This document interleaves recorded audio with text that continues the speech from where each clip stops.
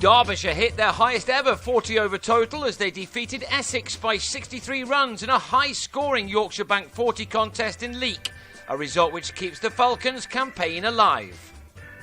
Put in, Derbyshire got off to a flyer with Chesney Hughes striking Tim Phillips for 3 fours off the opening 3 balls of the match.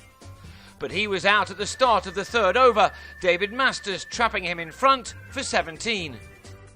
Masters is, of course, normally a bowler you treat with respect, but Wes Durston didn't do anything of the sort as he blasted the Essex bowler for a couple of maximums as Derbyshire were soon racing through the numbers on this small outground in Leek in Staffordshire.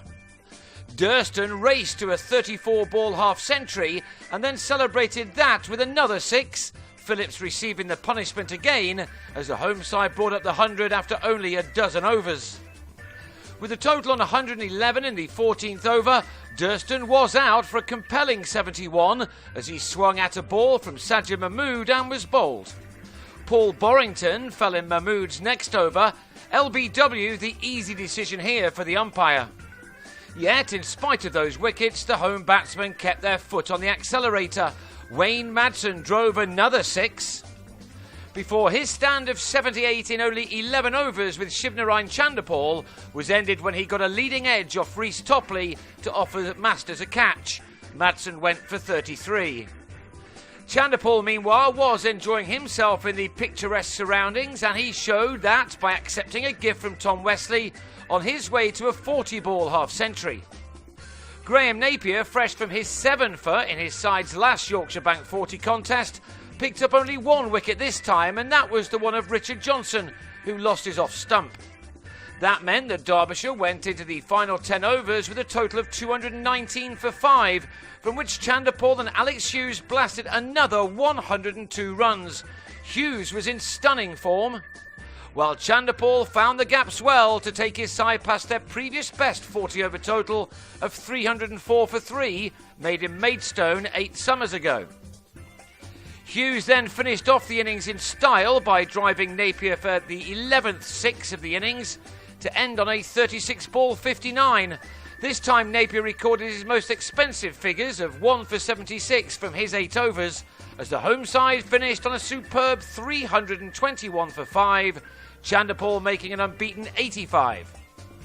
Hamish Rutherford added to the 6 collection in the first over of Essex's reply before he was out in the third over, edging a wide ball from a thrilled Mark Turner to a diving Johnson.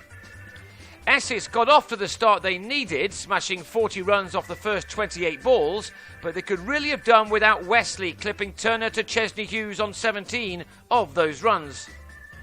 But the Eagles do have one of the strongest middle orders in the country, one of the reasons why they struck more than 300 in their last 2 games. Mark Patini hit 1 maximum in a stand of 61 in 10 overs with O.A. Shah, who was out for 24 when he was trapped in front by Tim Groenewald. The bowler then did the same to the dangerous Ryan Tender-Scarter in his next over, and when James Foster failed to keep a hook off Mark Footed down to be held at long leg by Groenewald, Essex were in trouble on 130 for 5 after only 19 overs. The run rate was okay, but they were losing too many wickets, and that run rate was increased even further by Napier, who played a remarkable cameo. He started to slaughter the home attack with some thunderous strokes. In only 16 balls, he cleared the rope 4 times in racing to 38. But he too was out just at the wrong time. After adding 65 in only 6 overs with Patini, Napier went for 1 shot too many and holed out off Footit. Essex were soon well and truly out of this game as they tried to chase down the biggest score in their history in 40-over cricket. Mahmood was bowled first ball, and Patini, having made a very good 88 off only 68 balls, was outdone by Alex Hughes' slow full toss, which he could only hit one-handed to Groenewald. The visitors still had 16 overs left in order to get the further 122 runs they required, but they now only had 2 wickets in hand. Phillips hadn't given up hope yet though. He struck 2 sixes in successive overs to take the number of maximums in this match to 20. But his wicket spelled the end. On a 21-ball 36, he drilled a delivery from Alex Hughes to Turner. And the match was finished off at the start of the 34th over when Masters was bowled by Alex Hughes to end an excellent game for him, with his third wicket to go with his speedy career best 59. Essex were all out for 258, and the 63-run win was an important one for Derbyshire. It slots them into 4th place in Group B, but only 2 points behind leaders Essex, who've played a game more.